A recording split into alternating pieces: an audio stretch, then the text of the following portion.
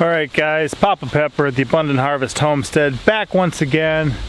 It looks like it's going to storm here, which doesn't exactly fit into my plans, but today I wanted to talk to you about the depression of suppression. I'm not actually depressed, but I am kind of sad, you see. Went to town today, big load of mulch, right? No problem with that.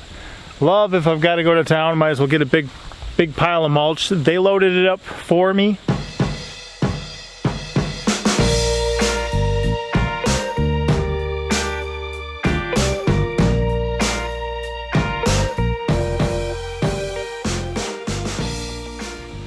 So to me, when they're willing to do that much work, and when you get it for free, like, that is so cool. Plus, whatever I do not suppress around here goes crazy. Guys, a couple of you have been asking about my root cellar build. It's actually been on hold for almost a year. It's in there, in that thicket. But here's the deal. I have to take into consideration finances, my free time and availability, my friend's free time and availability, and then weather. So for a while I had the money and the resources and my friend was busy. Then for a while we had some really bad weather. Then for a while I didn't have the financial resources. Right now I don't have the availability. I'm not here, my friend's not here. The weather is pretty good. The finances are available for the most part. So it's like, it's just a matter of balancing everything. But the point is, all this was cleared a bit ago. Now, it's way over my head. And of course, if I had it all to do over again, I would do more of a grid section with my property and slowly phase through it, not try to work through so much at once, because then the animals could be suppressing everything for me. But last time I got a load like this, okay, last time I came in with a load like that, what happened was I had to spend the whole thing somewhere I already mulched. This area here, I'll show you real quick. So coming across here, right around there, and across here, and through there, and up there and back, is where a whole load of mulch went. Now if you look, I mean, squirrels and armadillos have tore this up a bit. Okay, so that's why it's tore up, but you can see all the stuff growing through it, because it wasn't suppressed heavily enough. Greenbrier we can eat, but a lot of this stuff, until that root system kind of dies out, it's going to keep popping things through. So we've got to keep removing this stuff from it. We compost it or let the chickens peck it up or give it to our animals to eat, and then we just kind of suppress it again. So even here where I just added the new stuff, see, here's where I didn't add it, right here's the line of where we added it. Greenbrier is popping through once again. Oh, I didn't get that very good. Oops. There, that's what I want to see. Snap it off way down there and let it start out all over again. There we go, that's a good one. So that's what we want to see, and we want to just kind of keep suppressing this out. Oh, there are so many areas, and I'll show you one now in the garden, where this is what's happening. You know, this is the drive-through of my garden, but I ain't been here to drive through it. Here's where I put in some sun chokes, right? That was my overflow. And then here's an area that really wasn't suppressed. This stuff here is as tall as me. And then here's an area that was suppressed.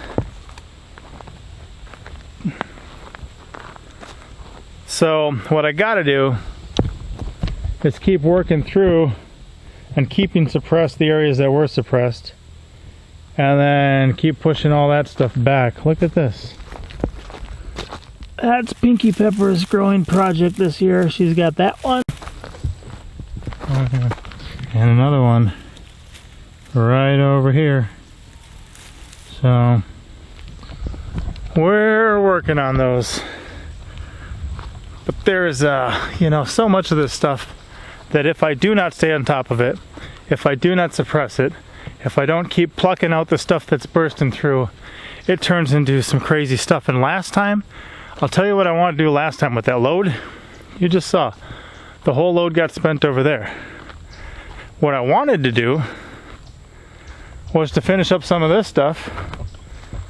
Okay, that's where it's not suppressed, next to the snake gourds. Where I did suppress it, and I just came through as I was working on this project with Monster Truck in my like why it takes me so long to get things done, you know.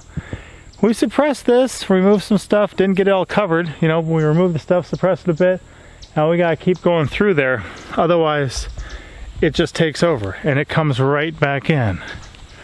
If anyone's curious, I still don't know how long that is. I don't think we'll hit 5 feet, but man, that thing is tight. Tight on my little catch thing. We'll see. Let's see what happens if I take that off. Whoa, okay. Maybe we'll let it dangle again and go. But its younger sibling, I don't know, looks incredibly straight, doing really well. This one's rocking it out. That's a big one. I'm gonna eat that one today, I think. I think I'm gonna eat this one today. It's crazy in there. Here's the other big area though that I gotta suppress. For a long time I wanted to put in a hugel mound that had a window on it. So that's what was gonna go here. There's actually a rock bed here, and I was gonna build a hugel mound here and put glass on this end so you could see inside and watch it decompose and stuff.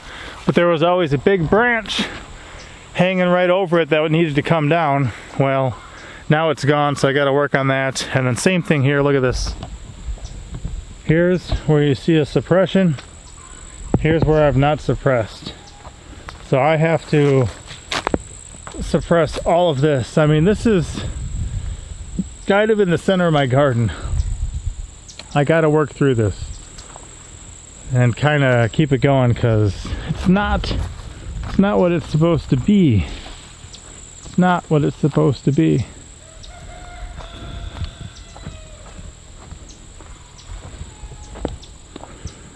So you can see this bed where the squash was before and the purple ice plant is. It's just kind of coming into it. The strawberry bed is just kind of coming into it. I got to take those things out.